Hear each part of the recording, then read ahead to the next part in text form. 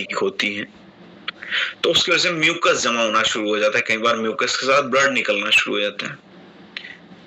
क्या हमने कभी ये सोचा कि कफ की समस्या है वो बार बार वापस क्यों आती रहती? कफ की समस्या हुई, हमने कोई अंग्रेजी दवाई यूज कर ली, कोई सिरप यूज कर लिया, कुछ दिन ठीक रही, उसके बाद फिर उत्पन्न हो गई।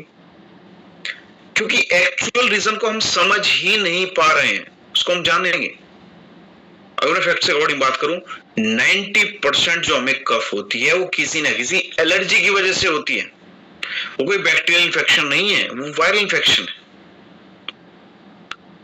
तो ये समझने की आवश्यकता है कि जो हमें कफ हुई है उसको सप्रेस करने की आवश्यकता नहीं है। हम क्या करते हैं, कोई सिरप ले ली, कोई अंग्रेजी दवाई हमने यूज कर ली, तो वो जो कफ की समस्या हमें लगेगा ठीक हो गई, वो सप्रेस हो जाएगा, वो दब जाएगा कुछ समय के लिए। कुछ समय बाद फिर वो कफ की समस्या दोबारा हमारे शरीर के अंदर उत्पन्न हो जाएगी। कई बार रात के समय पे कफ इतना ज्यादा बनता है कि सांस लेने में हमें तकलीफ होने लगती है, सांस ही नहीं आता। नींद हमें प्रॉपर कैसे आ पाएगी, सांस ही नहीं आ रहा है। तो आयुर्वेद ये कहता है कि हमारे शरीर के अंदर जो कफ को बढ़ाने वाले तत्व हैं उनको सप्रेस करने की आवश्यकता नहीं है।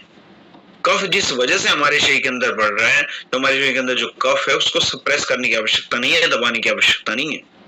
अपने शरीर के जो दोष हैं उनको ठीक करने की आवश्यकता है, उनको बैलेंस करने की आवश्यकता है, वात पित्त कफ को बैलेंस करने की आवश्यकता है।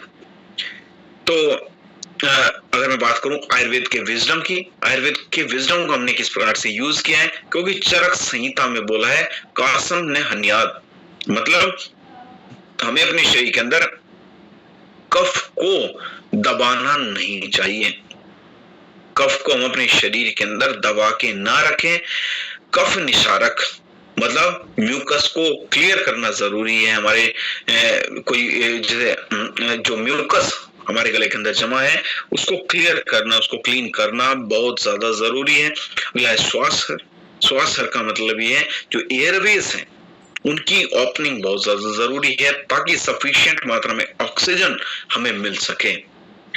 तो कफ डोक को साइंस किस तरीके से वैलिडेट करता है, इसके अंदर वसा काम नहीं यूज किया है जो कि श्वास हर के रूप में काम करता है, क्लासिकल श्वास हर है, बेहतर तरीके से ऑक्सीजन हमें मिलनी शुरू हो जाएगी।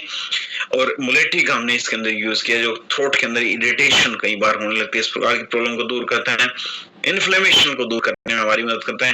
पीपली का हमने इसके अंदर यूज किया है जो कि हमारे लंग्स की कैपेसिटी को बढ़ाने में मदद करता है ना, कंजेशन कई बार होने लगता है, सीने में जकड़न जैसा फील होने लगता है, इस प्रकार की प्रॉब्लम को भी दूर करने में मदद करता है। तुलसी के अंदर एंटी माइक्रोबियल प्रॉपर्टीज पाई जाती हैं जो कि इम्यूनिटी को तो बढ़ाता ही हमारे लंग्स को भी प्रोटेक्टिव बनाने में हमारी मदद करता है। जे आयुर्वेदा इंटीग्रल मेडिसिन की 2020 की ये रिपोर्ट है।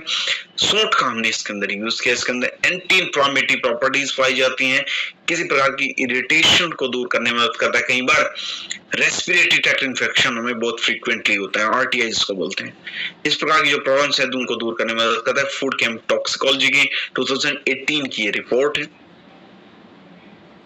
ठीक है, अगला कफ डोक की अगर मैं बात करूं, क्या ऐसी चीजें हैं जो कफ डोक को अलग बनाती हैं बाकी प्रोडक्ट से, कि हमारे शरीर के अंदर वात दोष को, कफ दोष को बैलेंस करने में मदद करता है। नॉट ए सप्रेसेंट, ये जो कफ दोष को केवल उसके लक्षण को नहीं दबाएगा, उसको जड़ से खत्म करने का काम करता है। मल्टी हर्ब्स इसके अंदर हैं जो कि कफ दोष अगर हमारे शरीर के अंदर उत्पन्न हुआ है उसके अलग अलग कारण हैं, हर कारणों के ऊपर काम करने का काम करता है। कफ डोक एयरवेज की ओपनिंग में मदद करता है, हमारे लंग्स की कैपेसिटी को बढ़ाने में भी हमारी मदद करता है। कफ डोक की अगर मैं बात करूं कितना हमें यूज करना है, 1 चम्मच दिन में 2 बार बच्चों के लिए, 2 चम्मच दिन में 2 बार जो एडल्ट्स हैं उनके लिए, गुनगुने पानी के साथ हम इसका यूज कर सकते हैं और खाना खाने के बाद हमें इसका यूज करना है। अगला अगर मैं बात करूं कार्डियोडोक की, कार्डियोडोक हम सभी को पता है कि हार्ट से रिलेटेड है, तो क्यों हमें कार्डियोडोक बनाने की आवश्यकता पड़ी? क्योंकि आज के समय में जो इंडियंस हैं मोस्टली वो हार्ट की डिजीज से पीड़ित हैं, या जो हार्ट से रिलेटेड समस्या है